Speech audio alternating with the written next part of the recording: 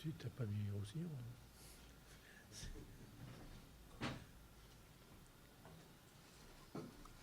Bon, tu es bien d'accord que tu as tout le temps que tu veux, jusqu'à 1 heure et quelques, quoi. 19h, il faut qu'on soit parti à 19h. Ouais, ça marche. Donc, il faut qu'il y ait une demi-heure de discussion. Tu as 1 heure et Ça demie roule. compris. No problemo. Bon, écoutez, bienvenue à le plaisir. On ferme ou pas si on ferme. On va fermer.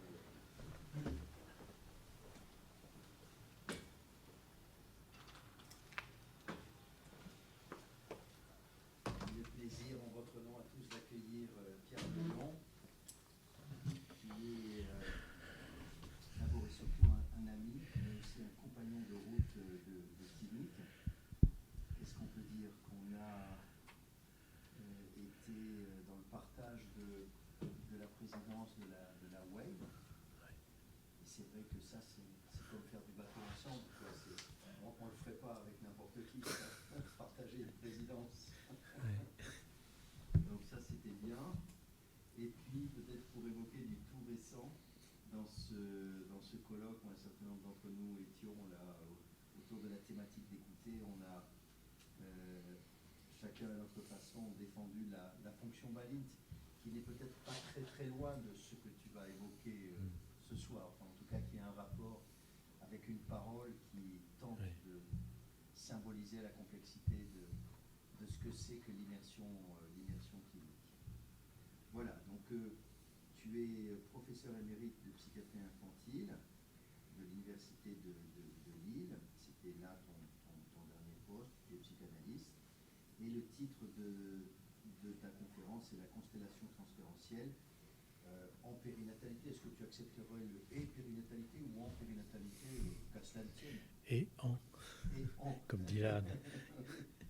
Donc, je vais faire tourner ce livre que tu as très récemment fait paraître sur ce sujet. Donc, ça, c'est vraiment le livre de poche dans toute sa splendeur, c'est-à-dire que ça rentre vraiment dans la poche, ça coûte pas cher, et tu avais déjà fait ça dans un livre précédent, ça se lit aussi bien que c'est profond. Je pense ça.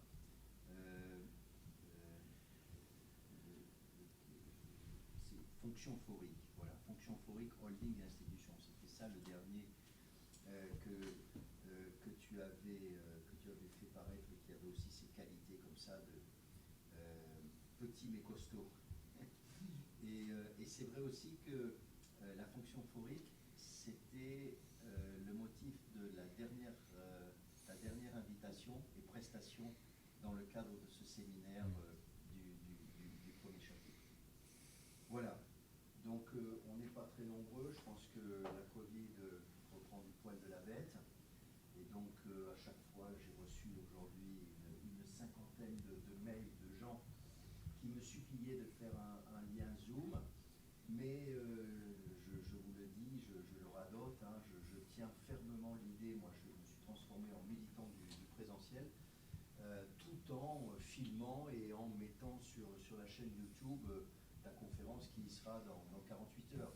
Voilà, parce que c'est vrai que, comme le disaient certains collègues dans d'autres domaines de la psychologie, finalement, ce que nous faisons à l'université, qu'est-ce que nous ne pourrions pas faire, disait un collègue, en distanciel, quoi. C'est-à-dire que tout pourrait être fait en distanciel.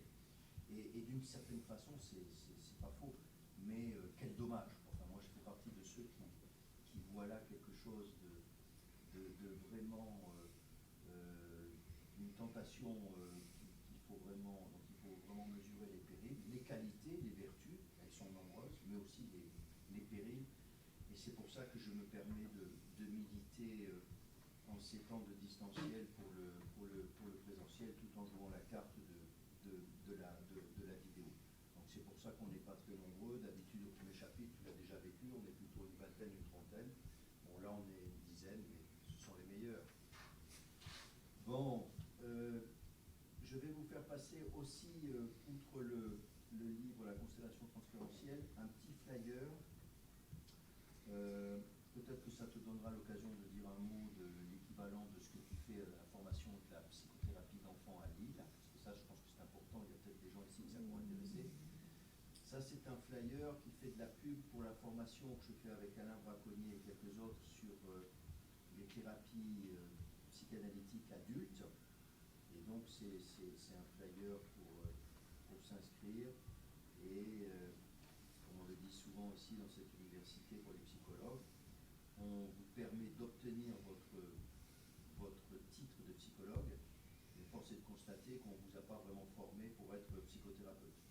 Donc un certain nombre d'entre vous sont toujours à la recherche de formation post-graduate, comme on dit maintenant, pour pouvoir devenir thérapeute familial, thérapeute d'enfant, thérapeute d'adultes. Et là, c'est vraiment une formation qui est spécifiquement centrée sur la psychothérapie psychanalytique adulte. Voilà. Et aussi adolescent, je crois qu'on peut dire, parce qu'on est une bonne moitié de l'équipe qui s'occupe d'adolescents. Voilà. Donc, cher Pierre, prends ton temps. Et comme je te le disais en préambule, tu nous laisses juste une demi-heure pour qu'on puisse discuter avec toi après avoir savouré tes propos, qu'on puisse avoir vraiment une demi-heure d'interaction avec toi. Quand tu me vois me lever, c'est simplement que je suis un peu obsessionnel et que je flippe toujours un peu, je vérifie que ça marche bien la machine. Et que quand tu vas te mettre à parler, le bitonio bouge bien. Je t'en prie. Est-ce que le bitonio bouge bien? Oui. Alors, tout est permis.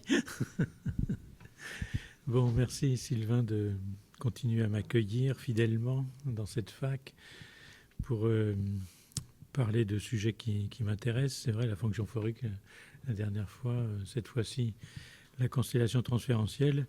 Il faudrait que tu me dises le sujet de la troisième, que je prépare un livre à cette occasion. Voilà, c'est ça. Bon, donc l'idée, c'était de profiter de la sortie de ce bouquin sur la constellation transférentielle pour peut-être faire une articulation avec la périnatalité. Et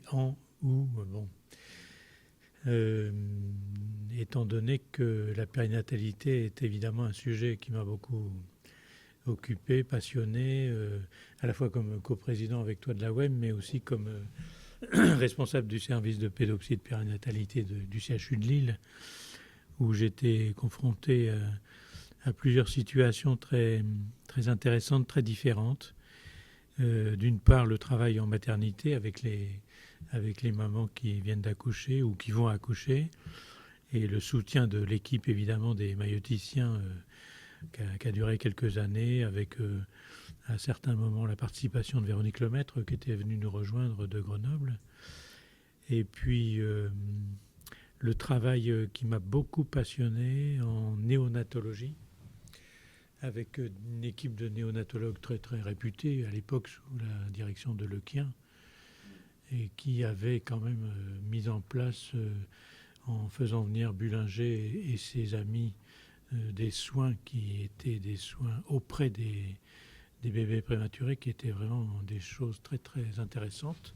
Et donc l'équipe avait aussi besoin de soutien à ce sujet-là. Donc vraiment j'ai approché cette question du bébé prématuré de façon très, très précise, et ça m'a laissé beaucoup d'idées pour travailler, enfin des questions finalement qui restent en suspens, qui concernent l'accueil de la question périnatale. Et puis troisième élément qui est quand même très différent, c'est l'accueil qu'on faisait des mères bébés qui présentaient des pathologies graves, qui avaient besoin d'être hospitalisées, dans un service qui était clivé et qui l'est resté très longtemps, entre la psychiatrie d'adultes qui s'occupait des mamans et la psychiatrie infantile qui s'occupait des bébés, et l'impossibilité de pouvoir dialectiser cet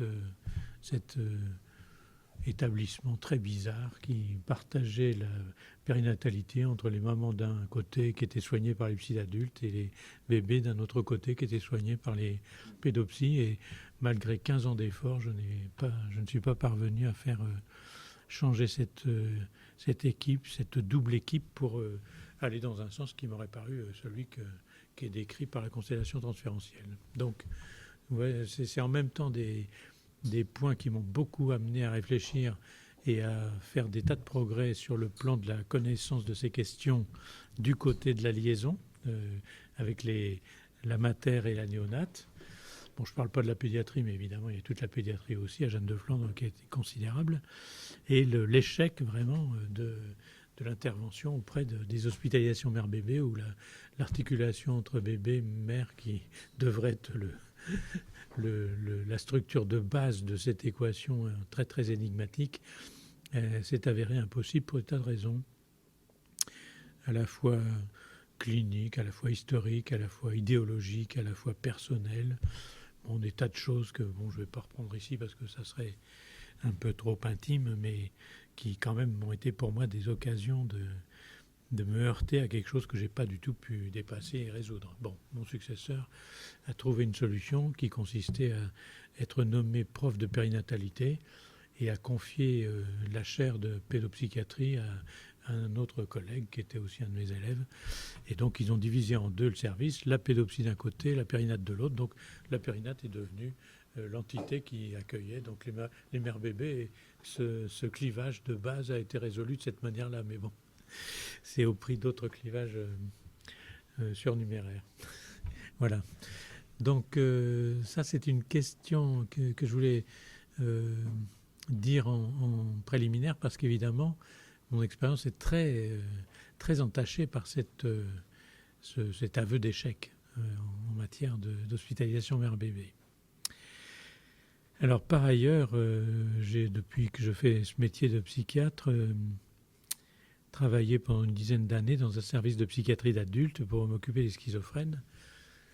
Et donc, j'ai, par exemple, à l'occasion de la journée écoutée de la semaine dernière, eu beaucoup de plaisir et de reconnaissance à écouter Vassili, qui a été peu apprécié par certains, mais qui a été très apprécié par moi, raconter sa philosophie de travail vis-à-vis de la schizophrénie. Et je crois que la manière dont il en a parlé montre à quel point il est vraiment une des personnes qui actuellement, sans doute en France, connaît cette question la manière la plus psychopathologiquement transférentielle avérée, si je peux dire. Bon.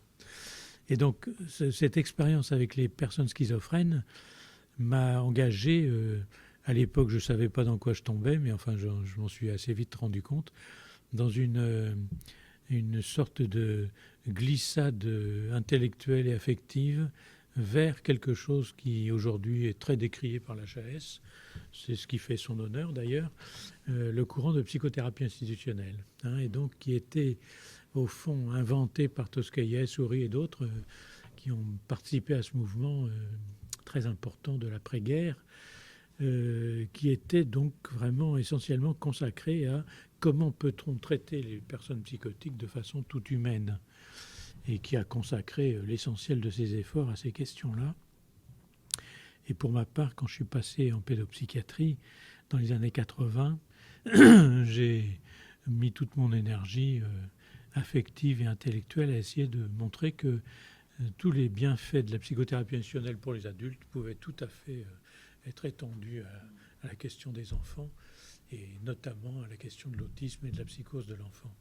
Je m'excuse pour les orthodoxes, je persiste à penser que la psychose de l'enfant est un élément très important qui n'a pas grand-chose à voir avec l'autisme infantile, et que la réduction récente de cette instance internationale qui prend le nom sérieux de DSM-5 en réduisant déjà dès le DSM-4, en réduisant la place de la psychose de l'enfant à 0 et en intégrant tous les enfants dont il était question sous ce vocable dans les troubles du spectre autistique, est une erreur épistémologique de grande envergure qu'un jour l'histoire réparera, j'espère, au profit de ceux qui ont défendu l'idée que la psychose de l'enfant n'avait plus grand-chose à voir avec l'autisme. Ça, on pourra peut-être en reparler parce que c'est quand même une question de la psychiatrie d'aujourd'hui qui est considérable, puisqu'elle a comme effet de traiter tous les enfants qui présentent des troubles du développement. Maintenant, on ne dit même plus du développement, on dit du neurodéveloppement, pour bien souligner qu'il n'y a pas de psyché là-dedans, sont assimilables à un traitement comportemental de l'autisme. Donc, c'est C'est une erreur tragique de l'histoire récente de la psychiatrie, dont les responsables, j'espère, seront jugés par nos successeurs. Bon. Alors, cette histoire de la psychothérapie institutionnelle nous a amené à réfléchir à la lumière des travaux de Toscaïev, Souris et Racamier, notamment, qui sont quand même 3 grands pionniers. Les 2 premiers étant d'un courant dit de psychothérapie institutionnelle post-toscaïétien et l'autre étant plutôt du courant psychothérapie institutionnelle, justement 13e arrondissement, Besançon-la-Velotte et Vassili, qui représente aujourd'hui le successeur de ce mouvement très important. Et ces personnes-là ont déployé de très importantes recherches pour essayer de montrer que, au fond, quand Freud a découvert, et c'était une révolution radicale, qui est aujourd'hui mise en cause, mais dont on voit bien que ceux qui la mettent en cause ne savent pas de quoi ils parlent, cette révolution radicale a permis de faire passer le statut, on pourrait dire, épistémologique du premier pari pinélien, qui était de considérer que les aliénés étaient des frères en humanité. Et ça, tout ça sur les épaules des encyclopédistes du XVIIIe siècle. Bon, Pinel, 1893, libère les fous de ses chaînes. Enfin, vous connaissez la légende. Bon, la légende qui a un peu arrangé les choses. Mais enfin bon, parce que c'est Pinel et Poussin qui ont libéré les fous de leur chaîne. Avec quand même l'idée que ce malade mental, devenu malade mental grâce à Pinel, qui était autrefois l'aliéné, était mon frère en humanité et que, jusqu'à preuve du contraire, il y avait lieu de le respecter au même titre que les autres frères en humanité, qui n'étaient pas aliénés. Et donc il invente ce concept qui a fait long feu, mais qui s'est appelé le traitement moral, qui a été quand même une première prise de position humanisante dans l'aliénisme et dans la psychiatrie naissante, qui a été quand même extrêmement courageuse. Quand on réfléchit maintenant aux conditions dans lesquelles les mecs étaient enfermés, enchaînés dans les culs de basse-fosse des vieux châteaux et dans les hôpitaux, dans les pavillons du fond, et qu'il a dit « sortez-moi ces gens-là, amenez-les dans mon bureau, je vais leur appliquer le traitement moral », c'est-à-dire une méthode aujourd'hui qu'on considérait comme éducative.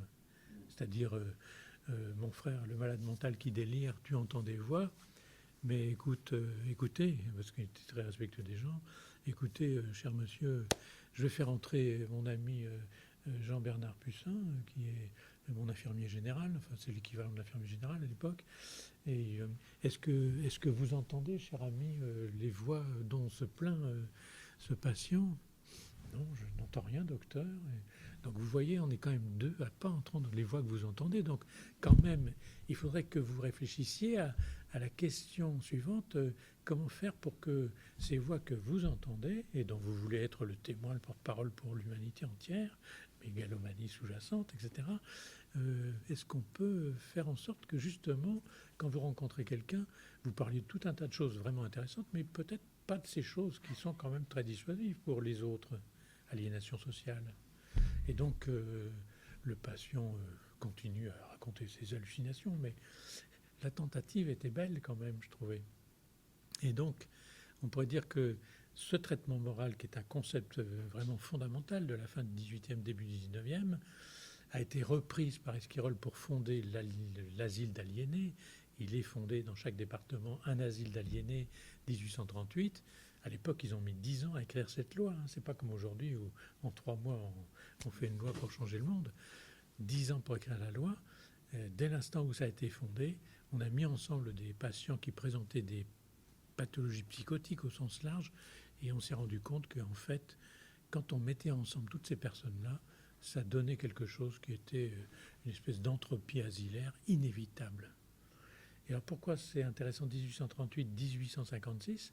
Parce que 1856, c'est la naissance de Freud, et que Freud va mettre une trentaine ou quarantaine d'années à dire, bon, quand même, cette histoire du transfert, bon, l'hypnose, d'accord, etc., mais enfin, la talking cure, enfin, un truc dont tu as parlé l'autre jour, il faut quand même qu'on travaille avec le transfert, puisqu'on ne peut pas travailler contre, puisqu'il existe. Donc voilà, on pourrait dire que l'asile est devenu l'asile, parce que les gens ont été dans une situation dans laquelle le transfert existait, mais que personne ne voulait le reconnaître. Et pour cause, ce n'était pas encore inventé par Freud.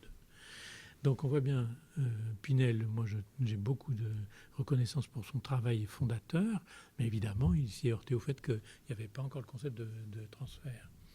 Et Freud a inventé le concept de transfert. Il n'a pas inventé le transfert, il a inventé le concept de transfert, c'est-à-dire la possibilité de réfléchir sur cette question essentielle de la relation entre deux humains, qui fait que pour permettre à un humain de raconter les difficultés qu'il traverse sur le plan psychique, c'est intéressant d'être dans une relation avec lui, qui est une relation aliénante d'un certain point de vue, mais qui, par cette aliénation même, va permettre de trouver des solutions au bout du chemin de l'analyse de ce transfert. Bon. Alors la série En thérapie, qui connaît sa deuxième série qui va sortir, je crois, demain, c'est ça? C'est pour ça que c'est bien que ce soit mercredi, parce que moi, jeudi, on pourra regarder. Traite essentiellement de cette question de, disons, la névrose au sens large, et qu'est-ce qu'on fait quand on est de névrose? On va voir le docteur Dayan, et les spectateurs, 12 millions de vues quand même, découvrent que la psychanalyse qui a été foutue en l'air depuis 20 ans par tout un tas de connards qui ne savent pas de quoi ils parlent, quand même c'est un truc vraiment hyper intéressant. Et les gens ne regardent pas un épisode, ils regardent jusqu'au bout. Les statistiques montrent que s'ils ont regardé le premier, ils regardent jusqu'au 10. Bon. Donc il y a quelque chose là de vraiment fantastique, un déni de réalité actuelle par la culture et les médias, qui ne correspond pas du tout à ce qui se passe dans la réalité ordinaire, qui est que les gens se disent quand même, cette aventure psychanalytique est très intéressante. Alors le problème, et bon là en disant ça je ne veux pas être anti-freudien, je suis hyper freudien.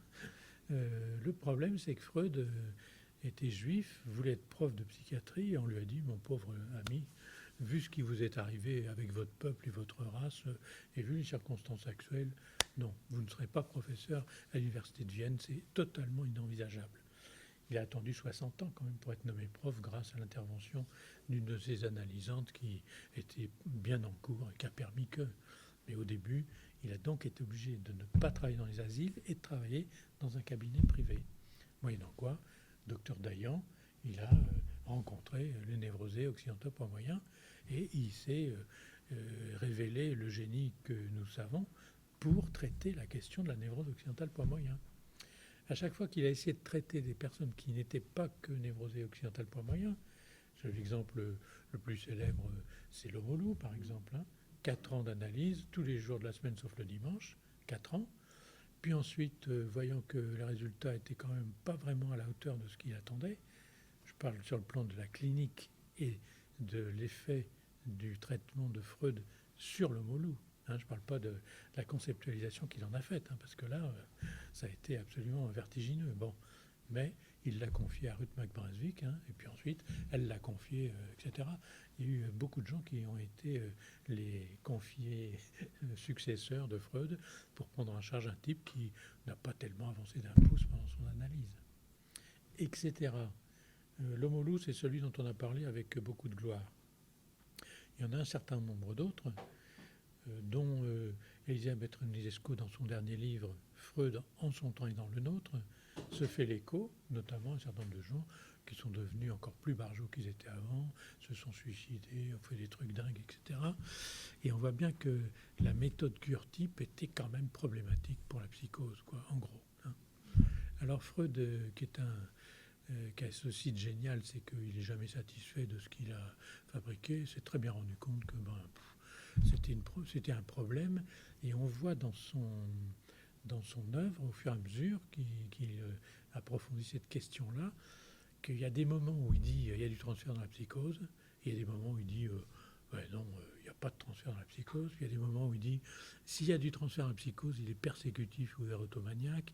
Bon, et en fait, il est un peu coincé, et c'est vraiment intéressant de relire à ce titre-là la correspondance qui est parue très récemment entre Bleuler et Freud. Vous savez que Manfred Bleuler, le fils de Freud, avait dit pas question que les lettres de mon père avec Freud, parce que je sais pas quoi, bon, il imaginait sans doute, je sais pas quoi, des histoires là-dedans. En fait, cette histoire est très intéressante, parce que Bleuler, dès le début de la rencontre avec Jung et Bleuler, quand même, Bleuler rencontre Freud par l'intermédiaire de ses recherches sur la neurologie, et sur l'aphasie notamment. Et je vous fais remarquer au passage que Freud, non seulement était un psychanalyste génial, mais était un neurologue génial. ce qu'il a écrit sur l'aphasie, à l'époque où il l'a écrite, début du XXe siècle, c'était quand même très très intelligent déjà. Bon. Et donc Bleuler, qui était professeur de psychiatrie au Burgosoli à Zurich, le maître de la psychiatrie zurichoise et suisse, écrit à Freud la première lettre: Cher maître, accepteriez-vous de correspondre avec moi pour que je puisse avancer dans mes recherches en neurologie, en psychiatrie, en appui sur votre œuvre. Moyennant quoi, Jung va voir Freud et développe tout ce que vous savez de l'histoire de Jung et de Freud pendant une dizaine d'années. Mais Bleuler avait un respect, disons, très très grand pour l'œuvre de Freud en tant que neurologue et inventeur de la psychanalyse. Et quand on lit sa correspondance entre ces deux personnages de l'histoire, de la psychiatrie et de la psychanalyse, on se rend compte que la question que Bleuler pose depuis le début jusqu'à la fin, ça s'est terminé en 30 et quelques, 36-37, quand Freud est parti de Vienne. La question que Bleuler pose, c'est « Mais, cher maître, vous ne m'avez toujours pas répondu à ma question, qu'en est-il du transfert dans la psychose ?» Et donc, on voit bien Freud répond ces différentes réponses successivement, qui sont bien reprises et analysées par Resnick dans un bouquin qui s'appelle Biographie de l'inconscient, qui reprend tous ces trucs-là de façon intéressante et approfondie. Et on voit bien que Freud est très embarrassé pour répondre, avec toutes ces hypothèses, mais dont il ne fait pas un corpus, comme il en a fait un pour la névrose. Donc je crois que c'est vraiment intéressant d'avoir ça dans la tête, pour se dire, bon, il y a eu des tentatives, par exemple aux États-Unis, va sortir là au mois de mai un manuscrit formidable que j'ai eu l'occasion de lire, parce que c'est un ami qui l'a écrit, Michel Minard, qui avait déjà écrit un livre énorme sur le DSM-Roi, je ne sais pas si vous avez lu ça, c'est un livre sur toute la psychiatrie américaine, incroyable, le DSM-Roi. DSM 1, 2, 3, 4, le DSM-Roi, c'est pas mal trouvé. Et donc, il fait la revue de la psychiatrie américaine. Et là, il prépare un bouquin il a écrit un bouquin sur Aristac Sullivan, qui lui est un psychanalyste du début du XXe siècle aux États-Unis, juste après 1909, la visite de Freud aux États-Unis, et développe, avec un certain nombre de gens qui viennent d'Autriche, là-bas, aux États-Unis, développe une école de psychanalyse qui va s'intéresser à la psychanalyse des psychoses. Et c'est ces gens-là qui vont être à l'origine, par exemple, de la création d'une clinique célèbre qui s'appelle Chestnut Lodge, où Racamier est allé prendre des leçons de comment on fait pour traiter les psychoses dans une institution, dans les années 50 et quelques. Bon. Donc tous ces gens-là ont beaucoup réfléchi à la question de comment on fait pour prendre en charge la psychose avec les références psychanalytiques. Et moi, je trouve que finalement, celui qui a quand même mis les pieds dans le plat de ce truc-là, c'est Tosquelles. Tosquelles, dont on ne parle pas beaucoup, ni en psychologie, ni en psychiatrie totalement inconnue. C'est en fait lui qui a... c'est intéressant qu'on parle de Balint, tous les deux, mais c'est lui qui a donc fait ce travail dès les années 34, 35, 36, juste avant la guerre d'Espagne, alors qu'il était déjà psychiatre et psychanalysé par Sándor et Minder, qui arrivait de Budapest, et analysé par Ferenczi, et donc qui a connu Balint, qui a connu Zondi, qui a connu Imre Hermann, enfin tout un tas de gens de l'école de Budapest qui sont tellement importants et qui ne sont pas suffisamment travaillés, à mon avis. Imre Hermann, par exemple, sur l'agrippement et sur la théorie de l'attachement, on dit Bowlby, etc. Mais Imre Hermann, c'est lui qui a vraiment mis le doigt là-dessus. Donc Tosquelles est analysé par un élève direct de Ferenczi. Et très rapidement, il est responsable d'un service à Peremata, à Reus, au sud de Tarragone. Il prend en charge des patients psychotiques et il se rend compte que la cure type, ça ne colle pas. Donc très rapidement, il invente un autre système qui est quelque chose qui va finalement être une invention d'un concept métapsychologique complémentaire qui pourrait être celui de qu'en est-il du transfert dans la psychose, en gros. Alors, il donne cet exemple que j'aime bien reprendre parce qu'il est quand même très pédagogique. Bon, j'ai eu l'occasion moi, de l'approcher et de devenir ami avec lui dans les années 79, par là. Il est mort en 1994, donc j'ai connu quand même une quinzaine d'années. Et donc chaque semaine sainte, on se retrouvait à Reus pour un colloque de psychiatrie qui avait lieu, dans lequel il y avait Ouri, Torobia, Gentis, Mises est venu parfois, Hockman est venu parfois, et on se retrouvait régulièrement. Et donc je lui pose la question lors d'un apéro sur la terrasse de l'hôtel Gaudi, qui lui est aussi un fils illustre de Reus. Comment est-ce qu'on pourrait comprendre cette histoire que tu as inventée du transfert dans la psychose, qui est ce que tu appelles un transfert multiréférentiel? Alors il m'expose cette situation clinique qui me semble très, très exemplaire, et je vais y revenir après en matière de périnatalité. Tout comprendre, Pierre, un patient schizophrène arrive à l'entrée de l'hôpital de Reus. Je ne vais pas vous le faire tout comme ça parce que c'est fatigant. Et voit le concierge et trouve que le concierge a une tête sympa et dit voilà, je viens me faire hospitaliser parce que mon médecin généraliste m'a dit que je ne pouvais pas rester dans mon travail. Je suis couvreur et dans ma famille, j'ai des enfants, j'ai une femme, mais c'est le conflit permanent. Il paraît que je pourrais vraiment bénéficier d'une hospitalisation ici, donc dites-moi, est-ce que je peux venir, etc. Donc il trouve que le concierge est sympa et parle avec le concierge de tout un tas de choses qui concernent les difficultés qu'il a dans son travail. Au bout d'une demi-heure, le concierge lui dit écoutez, je suis vraiment très honoré que vous me racontiez tout ça, mais vous savez, moi je suis le concierge de l'hôpital, je ne suis pas vraiment dans le coup sur le plan de la psychiatrie elle-même. Ah bon, mais pourtant vous avez l'air de bien comprendre ce que je vous raconte. J'essaye, mais enfin bon, quand même, je vais vous amener dans le service. Donc il amène dans le service, fait rencontrer l'infirmière qui s'occupe des admissions, et coup de chance, il trouve que l'infirmière a aussi une tête sympa. Donc il raconte à l'infirmière des tas de choses sans aucun rapport avec ce qu'il racontait au précédent, qui concernent sa vie familiale avec les enfants, etc. Bon. Au bout d'une demi-heure, l'infirmière lui dit écoutez, pour l'hospitalisation dont vous avez manifestement besoin, je suis d'accord avec vous et avec votre généraliste, il faut que vous rencontriez le médecin du service. Donc je frappe à la porte et je vais vous présenter. Frappe à la porte, ouvre la porte et le patient d'un seul coup voit le médecin et dit oh non, je veux absolument pas voir ce type. Si je le vois, ça va être une catastrophe. Je vais me mettre en colère, je le vois bien. Il ressemble tellement à mon père qui me tapait dessus et sur ma mère quand j'étais gamin. C'est impossible que je le voie comme ça, directement. Et l'infirmière insiste gentiment.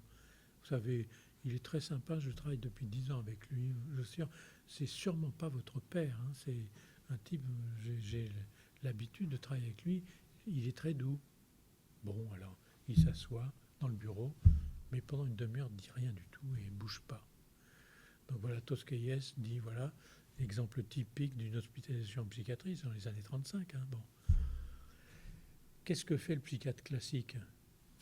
Il dit, ce malade est resté une demi-heure devant moi sans dire rien du tout.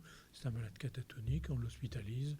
On ne lui fait pas encore des électrochocs, parce que ça n'existait pas encore, c'était quelques années après. Mais on va l'hospitaliser, on va l'interner, et puis on verra. Hein. Qu'est-ce que fait le psychothérapeute qui a un peu compris que le transfert n'est peut-être pas aussi simple qu'il y paraît dans un premier temps? Il se renseigne auprès de l'infirmière qui lui a amené le patient. Et l'infirmière va lui renseigner sur le fait que le concierge a eu aussi un entretien psychothérapique digne de ce nom avec ce patient. Et donc le psychiatre en question va dire écoutez, le concierge, l'infirmière, venez dans mon bureau, on va faire une petite réunion de travail pour partager un petit peu ce qu'on a eu comme expérience avec ce patient. Et d'un seul coup, vous vous rendez compte que, en fait, le transfert de ce patient sur le concierge, sur l'infirmière et sur le psychiatre sont des transferts de nature très différente. Je propose d'appeler ça le transfert multiréférentiel. Alors, ce qui est intéressant avec Tosquelles, c'est que ce n'est pas un type qui navigue sans arrêt dans l'abstraction, il est toujours aussi dans le concret, les pieds dans la glèbe, comme disait Victor. Et donc, il dit, mais donc pour ça, il faut inventer un dispositif institutionnel qui vient marquer le fait que le transfert dans la psychose n'est pas l'équivalent du transfert dans la névrose et que le chaînon manquant entre les deux, c'est l'institution. Et l'institution que je propose, dit-il, c'est la constellation transférentielle, c'est-à-dire le plus petit dénominateur commun institutionnel qui permet de, on pourrait dire rassembler les morceaux, c'est une image un peu caricaturale, mais enfin quelque chose de cet ordre-là, qui permet non pas de rassembler les morceaux seulement, mais de pouvoir faire en sorte que les soignants qui vont accueillir ce patient puissent être dans une situation dans laquelle ils se disent qu'ils sont partis d'un dispositif qui est mis à la disposition du patient et qui ne sont en aucun cas eux-mêmes le tout du dispositif. Hein. Dans la cure type, Dayan et la patiente, c'est le dispositif. Bon. Ben dans le dispositif proposé par Toscaïès, il y a une infirmière, un concierge, un psychiatre, et ils sont chacun une partie de ce dispositif. Donc ça a des conséquences sur le plan de l'éthique et de la clinique qui sont les suivantes. Si je raconte authentiquement ce que j'ai vécu dans mon expérience partagée avec le patient, je pars du principe que ce que va raconter le concierge et le psychiatre, si je suis l'infirmière, ben, c'est aussi respectable que ce que je raconte moi. Et que donc, on ne va pas être à la recherche dans ce groupe-là de qui est-ce qui a le pouvoir, mais on va être à la recherche de la complémentarité des discours des uns et des autres, des expériences réellement partagées avec le patient, de ces différentes personnes avec lui. Et d'un seul coup, il y a quelque chose d'un autre ordre qui surgit dans la réunion de constellation transférentielle, qui est, au fond, le partage des expériences vécues, ce que les anciens Grecs appelaient le pateimatos, c'est-à-dire l'enseignement par l'épreuve. Hein, c'est-à-dire, il me raconte qu'il a vécu ça avec ce patient. C'est marrant parce que moi, c'est pas du tout ça que j'ai vécu avec ce patient. Alors, soit je suis dans une position très contemporaine qui consiste à dire qui est-ce qui a le pouvoir dans cette réunion managériale. Vous connaissez ça, non? Vous avez traversé ces questions-là. Hein, bon. Et à ce moment-là, c'est moi, le psychiatre, le type le plus formé dans ce domaine. Donc, ce que je dis sur ce patient, c'est quand même, c'est moi qui ai raison. Et ce que disent les autres infirmières, bon, 3 ans de formation, concierge, 0 de formation. Donc, ce qu'ils racontent, c'est que des conneries. Donc, le point de vue qui compte, c'est le mien. Et à ce moment-là, ça distance, ça distord, ça disqualifie les témoignages des autres et ça fait qu'on est dans un transfert partiel.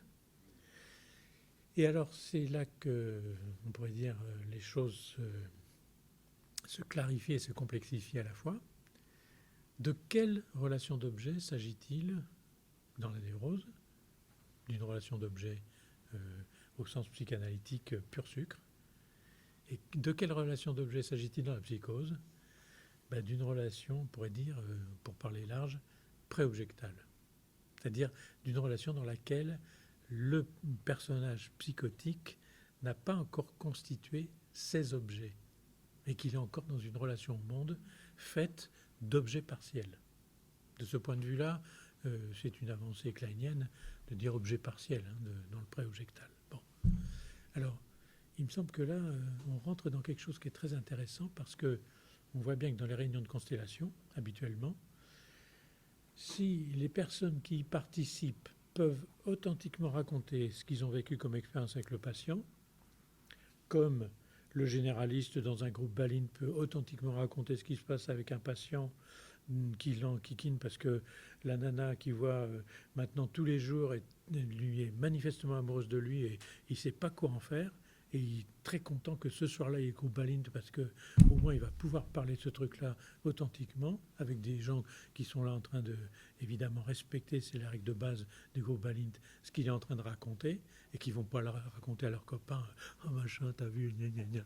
Bon, pour se foutre de sa gueule, ce qui est quand même souvent l'ambiance d'un certain nombre de réunions dites managériales, eh bien, il va y avoir un phénomène qui va se passer qui est que chacun des membres de la constellation va découvrir après avoir traversé l'expérience, qu'il est pour le patient un représentant, alors le représentant au sens pulsionnel classique, le représentant d'objet, mais aussi peut-être le représentant de l'objet, et que dans le transfert, ce patient lui fait vivre quelque chose qui, dans son monde interne, sont encore à l'état d'objet partiel.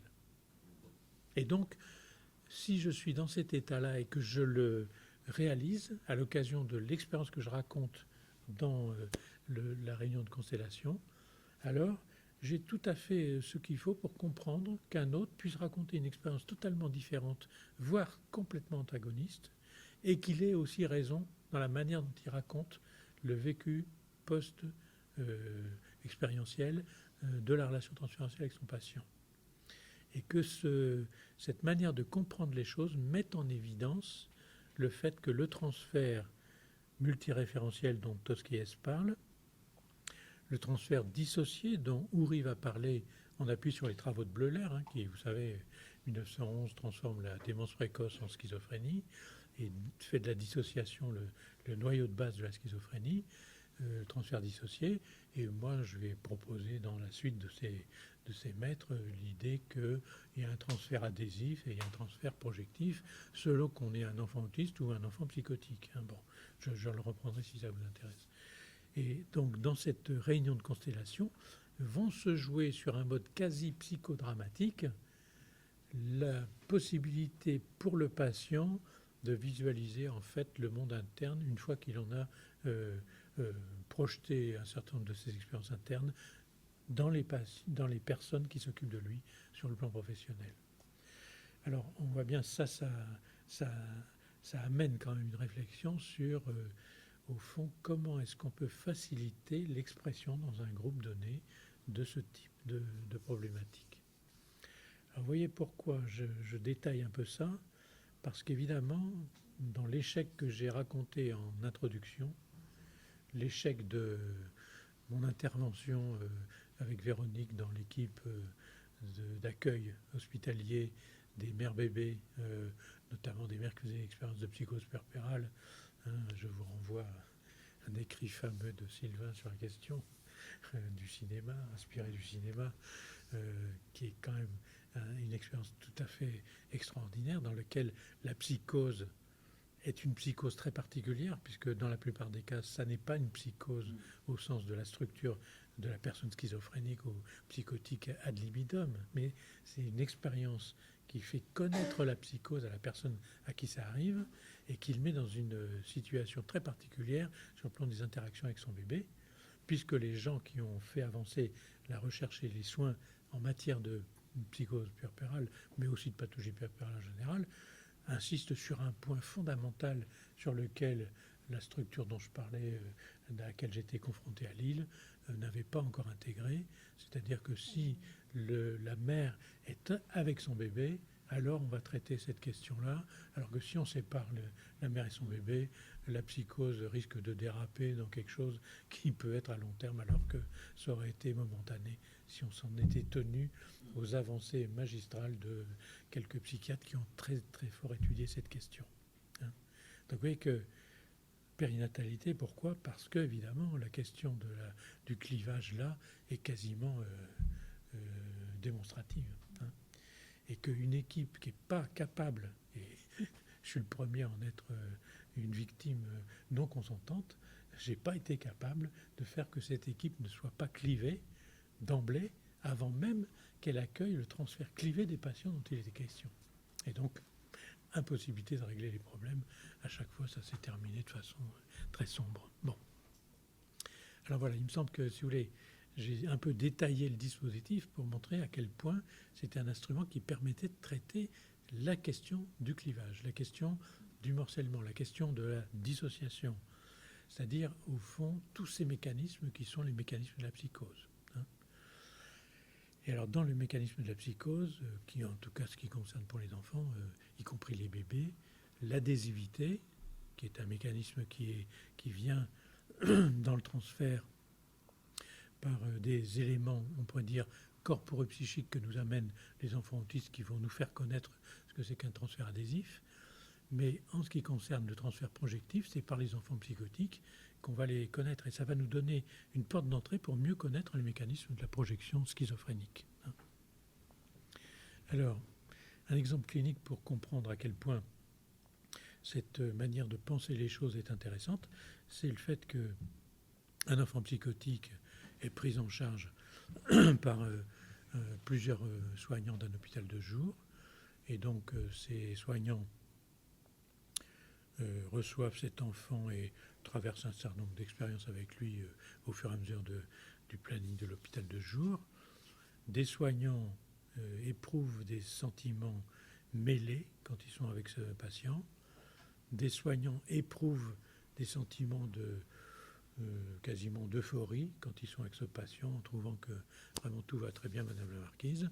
Et puis d'autres soignants sont dans le 36e dessous, en train de se dire vraiment ça ne va pas du tout avec ce petit patient, et finissent par éprouver des trucs. C'est ce que j'ai un peu raconté la semaine dernière dans le colloque Écouter, vivre des choses qui sont très très pénibles pour eux, puisqu'ils ont l'impression d'être,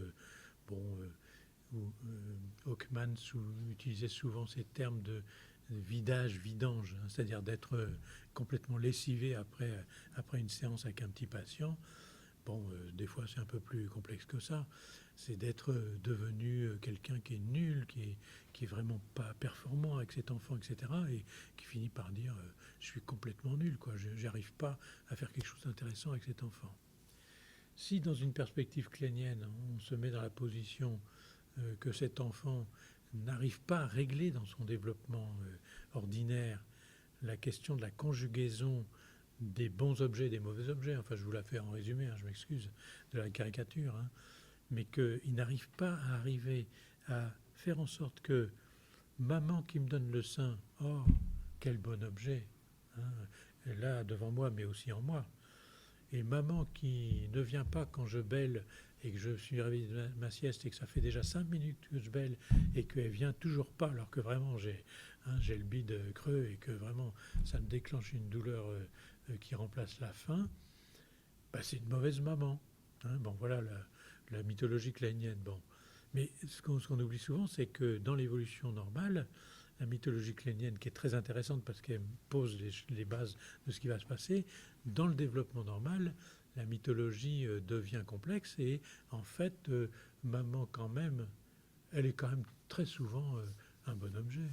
Bon, de temps en temps, quand elle traîne un peu à venir et qu'elle s'occupe de mon père plutôt que de moi, bon, quand même, il reste un peu des mauvais objets. Hein. Et donc, il y a tout un travail que le petit bébé devenant enfant fait pour conjuguer en lui des éléments qui sont plutôt du côté du bon objet, des éléments qui sont du côté du mauvais objet. Et la position névrotique, précisément, c'est justement d'arriver à un objet total qui, lui, est quand même fait de venir complexe de tout un tas de choses qui sont le bon et le mauvais objet, mais alors avec entre les deux un ensemble de nuances absolument vertigineux qui fait que la complexité est notre monde à tous. Bon. Alors on pourrait dire que l'enfant qui se développe avec un problème fondamental de structuration de sa personne qui va devenir un enfant autiste, on pourrait dire les objets sont des objets auxquels j'adhère, je suis dans un monde à 2 dimensions, enfin bon, vous connaissez tout ça, je ne reprends pas ça. Je passe dans la 3e dimension parce que quand j'ai quelques mois, qu'y a-t-il de surface qui me fait tellement palpiter que j'aimerais bien savoir ce qu'il y a derrière. Et donc j'entends ma mère qui dit, quand j'ai 3 mois, ah ça y est, il regardait mes yeux jusqu'à présent, mais maintenant il me regarde vraiment. Et la mère éprouve dans son fort intérieur, on pourrait dire, que son bébé maintenant ne se contente plus de regarder ses yeux qui brillent, mais se pose la question de mais qu'est-ce qu'il y a derrière ce regard qui brille. Et donc la profondeur arrive, la 3e dimension existe, la projection devient possible puisque l'alter ego commence à se distinguer. Mais enfin, c'est encore un peu confus tout ça. Et dans mon monde interne, je suis très volcanique, et dans son monde à l'autre, sans doute aussi. Et en fait, j'utilise la projection pour aller voir chez l'autre ce qui se passe, et l'introjection pour ramener chez moi ce que je trouve intéressant chez lui. Et des fois, je trouve que c'est tellement sympa chez l'autre que j'y reste. Donc, à ce moment-là, vous croisez quelqu'un dans le métro qui vous dit « Pourquoi tu me regardes comme ça ?» Moi, je vous regarde comme ça, parce que je vous regarde comme ça. Oui, mais pourquoi tu me regardes comme ça ? Parce que qu'est-ce qu'il est en train de faire ? Il est en train de projeter dans votre regard à vous quelque chose qui est de son monde interne à lui et qui fait que le mauvais objet que vous êtes devenu pour lui n'est ni plus ni moins qu'un mauvais objet de chez lui qu'il a projeté chez vous. Et donc on voit bien que cette expérience-là, quand elle arrive dans la rue, personne ne peut rien en faire, sinon arbitrer la bagarre, et que quand on est dans un système de soins à peu près digne de ce nom, c'est ces formes du transfert qui vont se produire dans l'expérience avec les enfants qu'on accueille, et qu'évidemment, quand vous allez vous retrouver à vous sentir nul, il y a des grandes chances que si vous ne sentiez pas nul en entrant dans la séance et que vous vous sentez nul en sortant de la séance, ça soit en rapport avec ce qui s'est passé avec l'enfant que vous avez accueilli pendant la séance. peut-être pas seulement. Hein, il y a des gens qui adorent dire qu'ils sont nuls. Peut-être pas que ça, mais enfin, globalement, quand même, ça fait partie des choses qui, sur le plan épistémologique, doivent être regardées de près dans un rapport qui étudie, au fond, la relation humaine. Et alors, on se rend bien compte que dans la réunion, dont je parlais précédemment, si quelqu'un exprime « je me sens nul » avec tel enfant et que l'autre se sent vraiment euphorique avec tel enfant, ben, la tendance est grande dans notre civilisation névrotico-normale de penser que celui qui se sent nul, ben, peut-être que quand même il a des raisons de se sentir nul parce qu'en fait il a eu son diplôme dans une pochette surprise et puis qu'en fait on ne sait pas très bien où il a fait ses études. En fait il dit qu'il a connu un tel, mais enfin j'ai bien vu dans la pratique qu'en fait c'est du baratin, non. Et puis ça se confirme dans la réunion, il se sent nul, donc vous voyez bien, en fait il est nul. Et d'un seul coup, on repasse du niveau d'échange sur les transferts des uns et des autres à qui c'est quel pouvoir. Et donc on quitte la réunion de constellation transférentielle, on revient à la réunion de management. Donc on voit bien que cette réflexion sur qu'en est-il de la capacité qu'on a de pouvoir dire ce qui s'est passé dans l'expérience avec le patient est un travail d'une extrême complexité, puisque dans la plupart des cas, c'est parce que je vais être amené à raconter aux autres professionnels avec lesquels je travaille l'expérience que j'ai franchie, que tout un tas de choses sont en train de se mettre en place dans la narration que je vais en faire. Et que si je ne fais pas la narration, les étoiles périphériques vont disparaître du champ et on n'en entendra jamais parler. Si je fais la narration pour les autres et que je sais que je vais être respecté dans ce que je raconte, d'un seul coup, tout un tas d'objets qui étaient là dans les entours vont être l'objet d'une attraction qui est un mécanisme qui est en rapport avec la mise en récit. Et donc, d'un seul coup, tous ces objets qui sont dans les entours, de quel monde sont-ils? Ben, ils sont précisément du monde de l'avant-objet, du pré-objectal. Toute la phénoménologie autour de Erwin Strauss, Maldinet, enfin tous ces gens illustres de la phénoménologie ont réfléchi toute leur vie sur cette question de que se passe-t-il dans le monde du pathique, c'est-à-dire le monde des sensations, c'est-à-dire le monde d'avant la perception-représentation. Et dans la psychose, et dans le monde du bébé, et dans la psychose puerpérale, dans la périnatalité, etc., on est envahi de ces objets volants non identifiés qui appartiennent au monde du pathique. Et donc, vous voyez qu'il faut avoir des dispositifs institutionnels qui vont rendre possible le fait que quelqu'un raconte des histoires dans lesquelles tout un tas d'éléments qui sont jugés inutiles par la science telle qu'elle nous est présentée aujourd'hui sont en fait très importants à prendre en compte dans une narration qui va pouvoir les présenter aux autres comme étant l'expérience que j'ai traversée avec un enfant. Par exemple, un petit garçon passe son temps à flairer la cuvette des toilettes parce que lui ses enveloppes de base, c'est les odeurs. Une femme de ménage, une ASH, une agent des services hospitaliers, supporte pas de voir ce petit enfant autiste plonger la tête dans la cuvette des toilettes à chaque fois que quelqu'un sort pour aller sentir ces odeurs très particulières. Elle n'a pas fait des études du tout, elle est ASH, bon, mais son éthique humaine lui fait penser que c'est quand même pas génial qu'elle laisse faire ce petit enfant qui ne veut pas aller à sa séance de psychothérapie, qui ne veut pas aller chez le pédagogue, qui ne veut pas aller chez l'orthophoniste, qui veut juste faire ça. Elle arrive à l'attirer dans la cuisine, avec l'idée des odeurs, en disant quand même, c'est plus sympa les odeurs de la cuisine que les odeurs des toilettes. Bon, elle arrive à l'attirer comme ça, et on voit bien que c'est par des éléments, vous voyez, qui ne sont pas des éléments qui sont directement des représentations, qui sont déjà des éléments de sensation auxquels elle a été sensible et qui, quand elle va nous raconter son expérience avec cet enfant dans la réunion où on l'invite à venir, parce qu'on voit bien qu'elle a un lien avec cet enfant que nul autre n'a, elle nous raconte des histoires de sensations. Et que si elle n'avait pas eu cette idée que il faut que j'essaie de mettre ça en récit pour le raconter aux docteurs et aux autres soignants qui sont là, alors que moi, pauvre et sage, je ne suis rien du tout, elle n'aurait pas pu mettre en récit des choses que personne ne mettait en récit. Et donc ce petit enfant autiste perdu dans le monde des sensations, en train d'essayer de trouver des enveloppes pour se contenir plutôt que de se taper la tronche contre le chambranle de la porte, ben, il s'est dit, tiens, ces enveloppes d'odeurs que j'allais spontanément explorer, ben, c'est vrai que quelqu'un m'a fait découvrir une autre catégorie d'odeurs que j'aime maintenant beaucoup mieux découvrir que celle d'avant.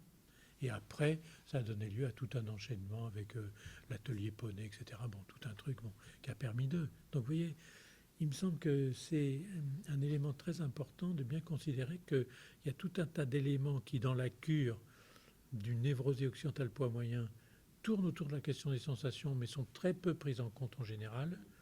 Encore que les analystes expérimentés, très souvent, quand je parle avec eux, je vois bien qu'ils s'intéressent au mouvement, au tonus, même sur le divan, à la manière de regarder les tableaux, de se perdre dans les tableaux quand l'association ne marche plus, etc., etc. Et pas des interprétations, mais des commentaires sur ce monde des sensations permettent de remettre dans le monde des représentations quelque chose qui avait tendance à se perdre dans le monde des sensations. Du pré-objectal qu'on a tous traversé aussi, nous. C'est pas parce qu'on n'y est plus qu'on n'y a pas été et qu'on n'y est pas encore. Donc, vous voyez, il me semble que ça a une portée plus générale de pas s'intéresser qu'aux représentations, mais s'intéresser aussi à tous ces mondes d'avant les représentations, les perceptions et, un très oublié, les sensations. Mais à la condition qu'on ait un dispositif pour pouvoir en parler et le mettre en récit. Et il me semble que là, il y a quelque chose de très intéressant. Alors si on en vient donc au bébé, qui n'est pas un bébé pathologique, un bébé habituellement dans un service où il y a une psychose puerpérale, le bébé il va plutôt bien, en tout cas dans les premières heures, premiers jours. Très rapidement, ça se gâte si on n'est pas là avec la mère à essayer de faire une fonction maternelle digne de ce nom. Et ça se gâte comment ? Ça se gâte, on pourrait dire, sous le signe général de carence affective qualitative. C'est comme ça que ça se gâte. Et ça peut déboucher sur dépression du nourrisson, etc. Enfin bon, tout ce que vous avez évidemment bien en tête. Donc on voit bien que ce monde du bébé, c'est très important d'y être sensible et de pouvoir en parler avec les gens qui s'occupent du bébé, et si possible d'en parler avec les gens qui s'occupent de la mère. Et à ce moment-là, on se rend bien compte que ce monde interpersonnel mère-bébé est quelque chose qui est très intéressant à évoquer ensemble, y compris avec la mère et le bébé, c'est-à-dire autour de la mère et du bébé. Et pour ma part, par exemple en néonat, où ça fonctionnait beaucoup mieux que dans le service que je regrette d'avoir manqué, cette réunion comme ça des soignants avec les parents pour parler du bébé qui faisait tel et tel type de progrès, qui rencontrait tel et tel type de difficultés, etc., était quelque chose d'extrêmement porteur pour les parents, mais aussi pour les soignants. Et on voit bien que ce travail-là, d'imaginer une constellation faite des professionnels, mais avec les parents, par exemple, dans ce service-là, avait un très grand intérêt. La manière dont tu as parlé l'autre jour de la constellation avec les pères, il me semble que on remue des choses de cet ordre-là. On n'est pas qu'en train de remuer des choses sur les représentations. On est aussi en train de ramener tout un monde qui est en général pas du tout abordé dans des réunions classiques. Et donc, il me semble qu'il y a quelque chose là de très intéressant à penser dans un dispositif institutionnel dans lequel ces questions-là sont centrales pour justement faire en sorte que les différentes personnes qui constituent l'institution sentent que du sens leur est apporté dans la manière dont on envisage le travail ensemble. Voilà.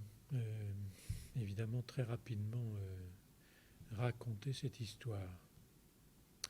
Alors, je ne sais pas, est-ce qu'on peut peut-être débattre maintenant, et puis je reprendrai certains points. Peut-être on peut partir déjà de quelques observations, questions. Écoute, à coutume, on va la suivre, je réagis pour amorcer le débat qui ne va pas manquer d'émerger. Donc, c'est toujours un immense plaisir de t'écouter. Et il y a quelque chose chez toi que je pensais l'autre jour au colloque de Carnet-Psy et que je ressens encore aujourd'hui, c'est qu'il y a vraiment un fond d'une conscience politique chez toi dans ton discours. c'est vrai que par les temps qui courent, c'est vraiment important. Et la façon dont tu mets en perspective l'alternative entre la hiérarchie du pouvoir et la démocratie de la mise en récit,